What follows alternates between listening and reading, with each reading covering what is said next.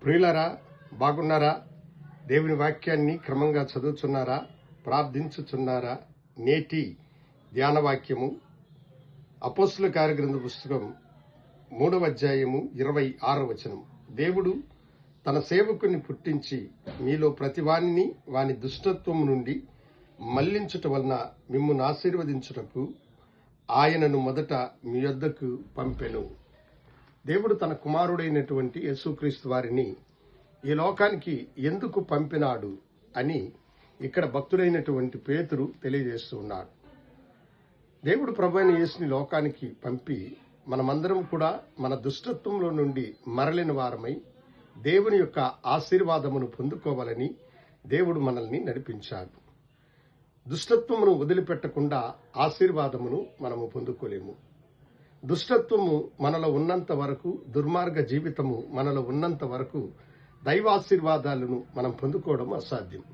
దేవుని ఆశీర్వాదము నీకు కావాలంటే నీవు నీ దుష్టత్వమును మాని ప్రభు వైపుకి మరలినప్పుడు దేవుడు నిన్ను అత్యధికంగా ఆశీర్వదించి దీవించేటువంటి వాడు. యాకోబన్న మనిషిని గురించి వేద గ్రంథంలో మనం చూసినప్పుడు అతను మోసం చేత సంపాదించుకున్న వాటన్నిటిలో కూడా దైవాశీర్వాదము లేదని గ్రహించాడు.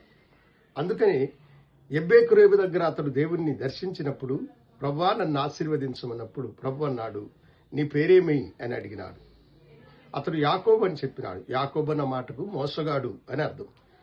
తన మోస జీవితాన్ని అతడు ఎప్పుడైతే ఒప్పుకున్నాడో దేవుడు అక్కడే అతన్ని ఆశీర్వదించి ఇక మీదట నీ పేరు యాకోబు కాదు ఇశ్రాయేలీయులు, ఎందుకనగా నీవు దేవునితోనూ మనుషులతోనూ పోరాడి జయించితివి అని అన్నాడు.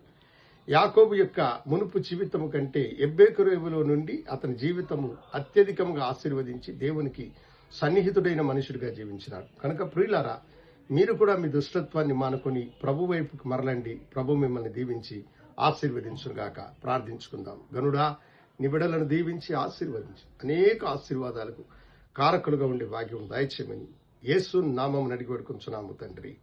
ఆమేన్. శుభోదయం. ప్రభు మిమ్మల్ని దీవించునుగాక.